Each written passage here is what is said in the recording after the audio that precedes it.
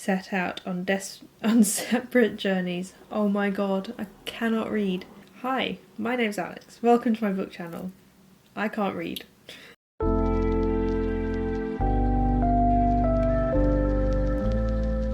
Hey friends, it's Alex. Welcome back to my channel. I hope I'm in focus. I'm filming in a different location, and instead of being on a tripod, you're on my book cart, so hopefully this is all in focus and okay. So today's video is something I've been thinking about for a while. It's sort of changed as I've been thinking about it, so now this is going to be like the first one in a series. I don't know how long the series will be. Currently I only have 2 planned, but basically it's like the try chapter tag, where I'm going to read the first chapter in 6 books to see if there are any I can unhaul or if I'm just going to want to keep them and read them. But yeah, today's unhaul is going to be YA fantasy. So I have 6 YA fantasies. I'm going to read the first chapter of each one and I'll check back in after each one. And I'm just trying to see if there are any books that I'm not going to read, because I'm just not super in to YA fantasy anymore. I've really gone off it. And so I wanted to try and clear out my TBR a little bit, make more space on my shelves, not have quite as many unread books, because it is a little bit overwhelming and I keep trying to reduce it and it never works. So yeah, a lot of these are also the first book in a series, so if I decide I'm not going to read them, that clears off more than one book, which is handy.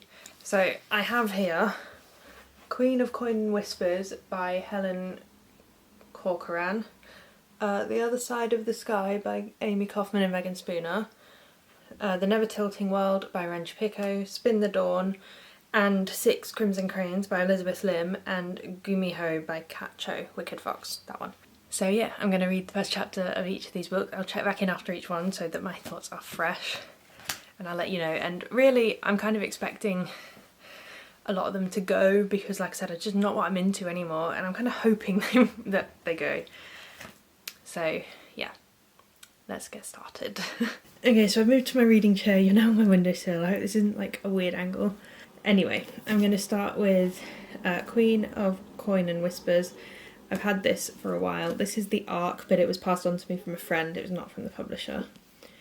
This came out in 2020, in April, so nearly 3 years ago. Yeah, let me read you the synopsis. When idealistic teenage Queen Leah inherits her corrupt uncle's bankrupt kingdom, she brings a new spy master into the fold. Xania, I think, who takes the job to avenge her murdered father. As the two grow closer, they're quick to learn that all isn't fair in love and treason. They must decide not only what to sacrifice for duty, but also for each other. And the first chapter of this one, I think it was, I've already had a bit of a look through these, I think this one was 10 pages. Yeah. This one is 10 pages. And to be honest, it just sounds like the same thing as a lot of other YA fantasy, and I'm just not interested anymore, but I'm going to give the first chapter a go and let you know what I think. Okay, so I've just finished the first chapter of Queen of Coin and Whispers. It was fine. Like, there wasn't anything wrong with it.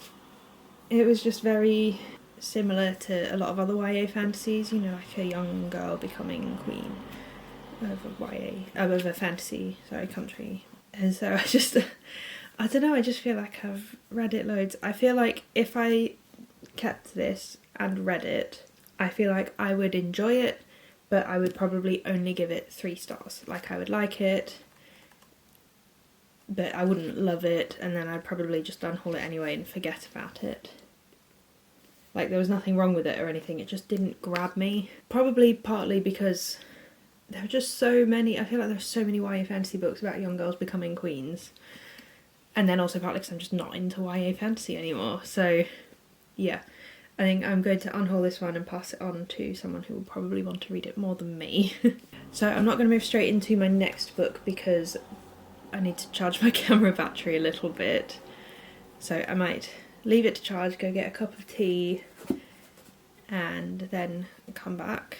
Okay, I've let my battery charge a bit, so back now with The Other Side of the Sky by Amy Kaufman and Megan Spooner. I have read the sci-fi series they wrote together, the Starbound trilogy. So These Broken Stars, This Shattered World, and Their Fractured Light. And I enjoyed the first one. It was just fun and easy to read, if I'm remember my experience correctly. And then I did not enjoy books 2 or 3 as much because it was basically just the same plot with different characters, and it just kind of didn't do it for me. So yeah, I'm not sure about this one anymore. I like the cover, it's got nice colours, but I'm not really sure if I'm that bothered by it, especially if it's going to just follow that same formula with the second book as well. It's only got a little tiny bit of a synopsis on the back, the rest is just like praise from other authors. I hate it when they do that. I want to know what the book is about, but whatever. So all it says is, a goddess and a prince discover that together they are destined to save their separate worlds or destroy them completely. That's all it says. And I don't think there is any more of a synopsis on the inside. No. So the first chapter for this one is 20 pages long. So I will read that and I will let you know what I think. Okay, so I've just finished the first chapter of The Other Side of the Sky, and I wasn't actually expecting this, but this one has me a bit torn. I'm not set on keeping it, but I'm not 100% happy with just putting it straight in the Unhaul pile now that I've read the first chapter. So yeah, I don't really know. It was kind of interesting. It's told in present tense, which is not my favourite, so that kind of was a mark against it, I guess. But the first chapter had some interesting elements, like a mist storm that if people get caught in it they get injured from it or have like bad side effects from it, which just sounds really interesting. But then just from a brief glance at chapter 2, it seems to go between 2 characters, which makes sense based on a goddess and a prince discover that together they are destined to save their separate worlds or destroy them completely. But it sounds like the second point of view is set in a world that has like modern technology and stuff, like they're on a train and there's something about 3D graphics, and I just don't like my fantasy to have modern elements like that. Like, I don't even like fantasy with guns in, I prefer it with like swords and bows and arrows and stuff. Medieval fantasy. So yeah, to find a fantasy where at least half of it is going to have like modern technology, and it sounds like computers and everything, like full on modern technology, it's just not my thing at all. So yeah, I'm really torn about this one. The first chapter was interesting, but then the second chapter sounds like it's not going to be my thing. I'm not going to read it now because it was like nearly 30 pages and I've already read 20 pages of this.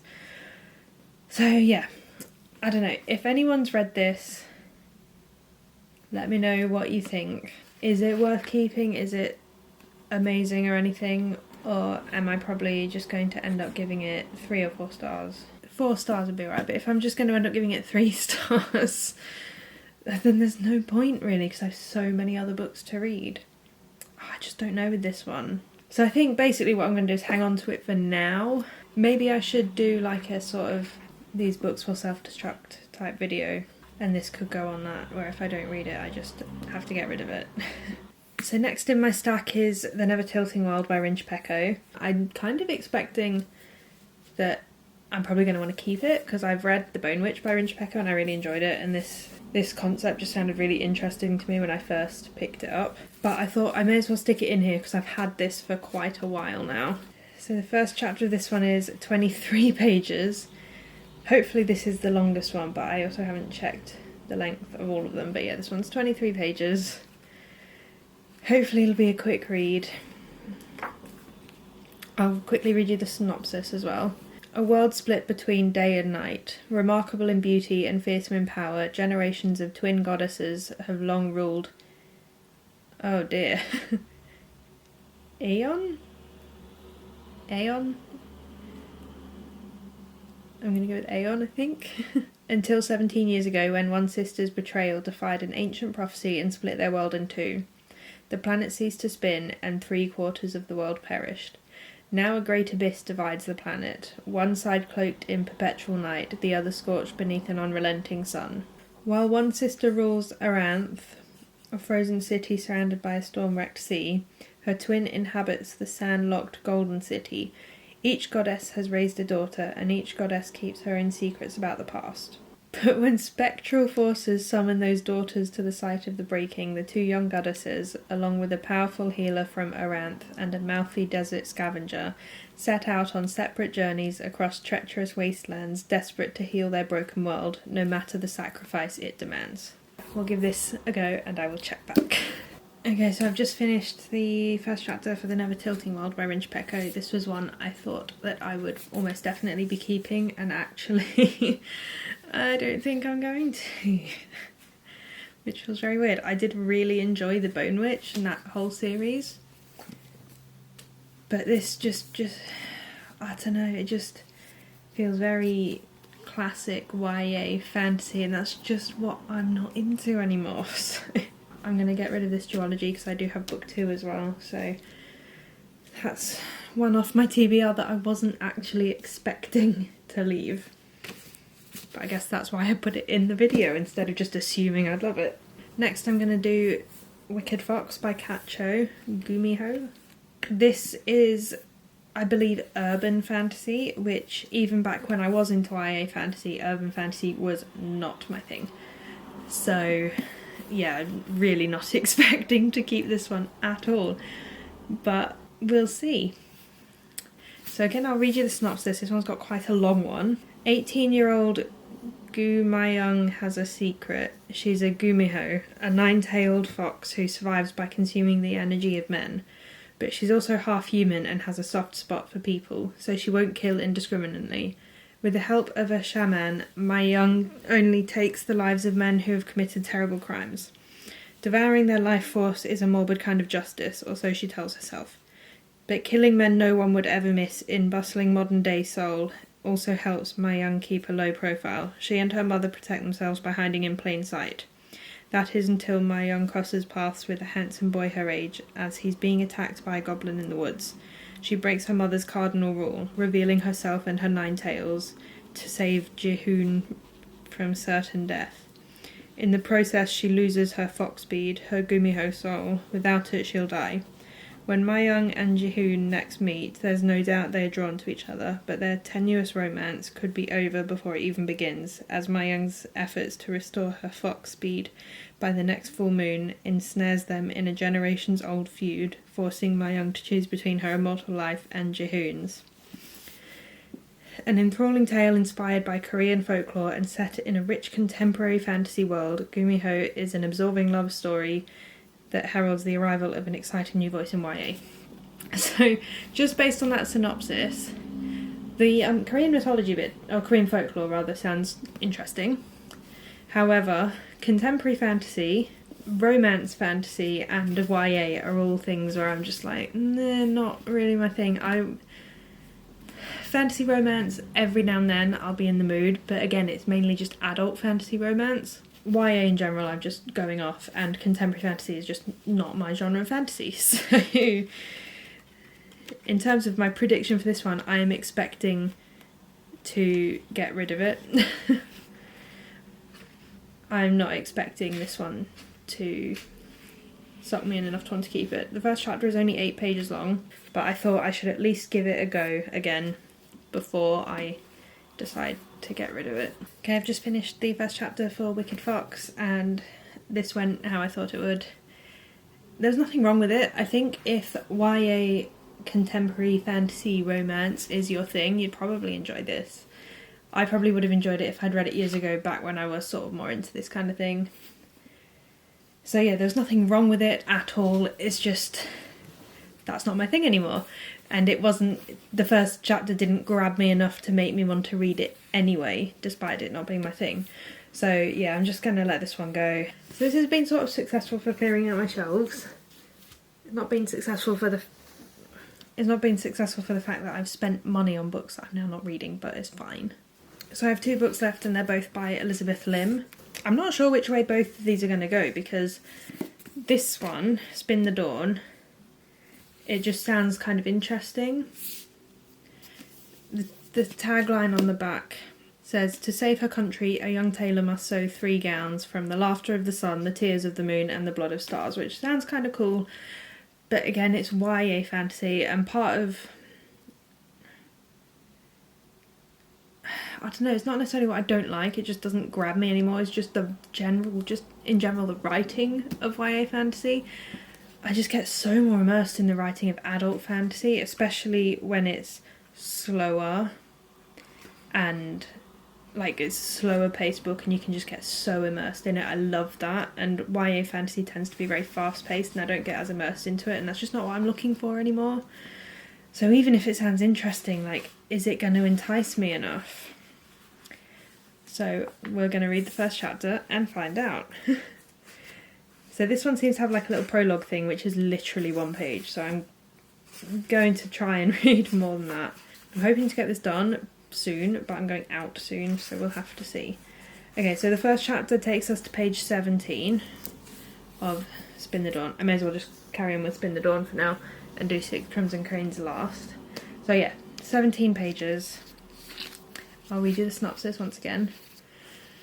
A gifted tailor in disguise, 3 legendary dresses, the competition of a lifetime. On the fringes of the Great Spice Road, Mia Tamarin works as a seamstress in the shop of her father, once a tailor of renown. She dreams of becoming the greatest tailor in the land, but as a girl, the best she can hope for is to marry well. When a royal messenger summons her ailing father to court, Mia poses as his son and travels to the summer palace in his place. She knows her life is forfeit if her secret is discovered, but she'll take that risk to save her family from ruin and achieve her dream of becoming the imperial tailor. There's just one catch. Mia is one of 12 tailors vying for the job. The competition is cutthroat, and Mia's job is further complicated by the unwelcome attention of the court enchanter, Eden, who seems to see straight through her disguise. But nothing could have prepared her for the final challenge, to sew 3 gowns so dangerously beautiful it will take a quest to the ends of the earth to complete them. Yeah, so it sounds interesting, but it still sounds very YA. So I don't know which way this one's going to go. Anyway, I'm going to read the first chapter and I'll get back to you when I've done that. Okay, I've just finished the first chapter of Spin the Dawn.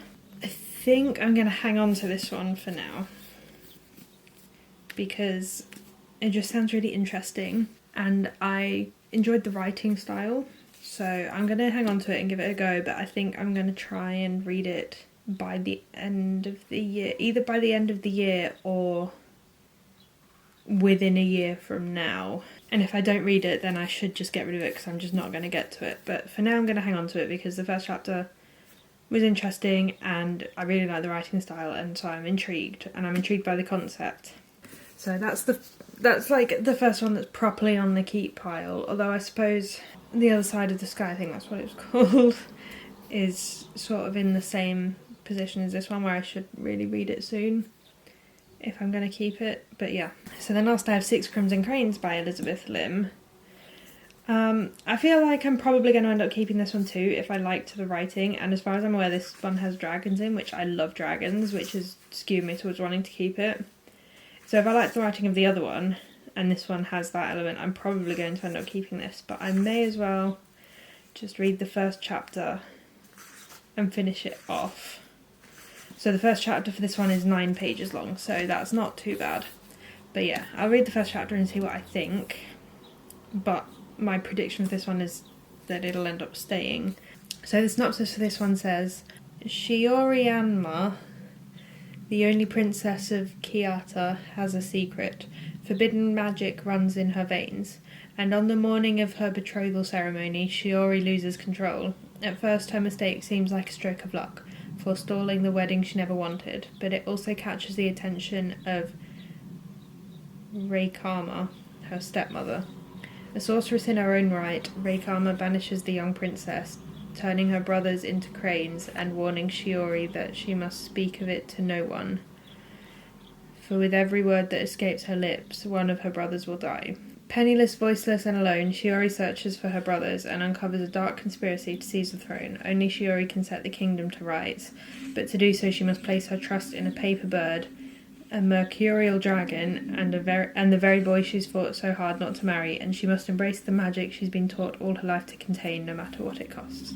So yeah, this has dragons, so I feel like I know which way this is going to go, but I will give it a go anyway. I do feel like I'll probably get rid of my second edition of this though, which is the Fairy Loot edition. It's pretty, but I never ended up getting my hands on the second Fairy Loot edition, and that will just annoy me, so I might just hang on to the standard edition and I think it'd be easier to get the standard hardback at this point than the Fairy Tale hardback. But I will see. I'll read the first chapter now and see if I'm going to keep this edition as well. It's now quite a bit later. I had to go out, but I'm back. And I did finish the first chapter of this before I went out. I haven't put the book back in the jacket yet. And actually, I don't think I am going to keep this one. It didn't have the same sort of feel to the writing style that I liked from Spin the Dawn. And it's just, yeah, it's just YA fantasy again. So I don't think I'm going to keep this one either. But I am still going to keep Spin the Dawn, because that one intrigued me. I don't know, it's dragons, and I love dragons. But I was hoping it would have a similar sort of writing style to Spin the Dawn. Spin the Dawn was almost kind of very like, the main character was telling a story, but like in a very storytelling way, like intentional instead of just reciting what happened. I don't know if that makes any sense. I'm not very good at wording what I mean, or having words for how, like, for book things. I'm not a very analytical or critical reader, unfortunately. But yeah, this one just didn't have that element to the writing style that I really liked from Spin the Dawn, so I actually think I'm just gonna pass it on and find like adult fantasy books with dragons in instead that I think I'm gonna enjoy more. So yeah, I'll go over the results, I guess. So I'm keeping 2, but I'm saying I'm keeping these with the expectation that I've read them by this time next year, I guess. And then I'm going to unhaul these 4. So I've got 6 Crimson Cranes, Queen of Coin and Whispers, Wicked Fox, and The Never Tilting World. I'm going to unhaul these, which unhauls extra books as well. So I've got 2 copies of 6 Crimson Cranes, so that's 2 books off my shelves. I've got the sequel to Wicked Fox and the sequel to The Never Tilting World, so that's clearing up some space. Awesome. Yeah, I'm kind of surprised. I really thought these bottom 2 I'd end up keeping. But there we go. That's why I've done this, I guess, is to find out if I'm really going to read these books. And now we know I'm not. So yeah, that was my YA Fantasy Try chapter unhaul tag thing. The next one I have planned is for some of the Goldsborough Science Fiction and Fantasy Fellowship subscription books that I haven't got to. There are a few. I want to give them a try because I got them in the subscription, but as it was a subscription, with the nature that I'm going to end up getting books that I wouldn't have picked up myself, maybe because I didn't think I was going to like them.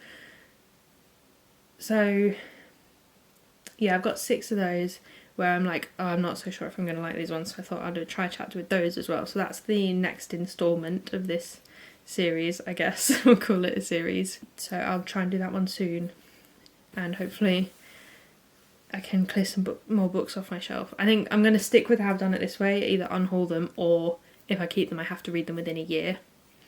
So I guess maybe next March, maybe not next March, whenever I do the last one of these, a year from that video, I'll do a sort of wrap up video going over all of the ones from all of these videos that I was like, I'm going to keep, but I have to read them within a year to see if I've done that, and if not, I'll unhaul them.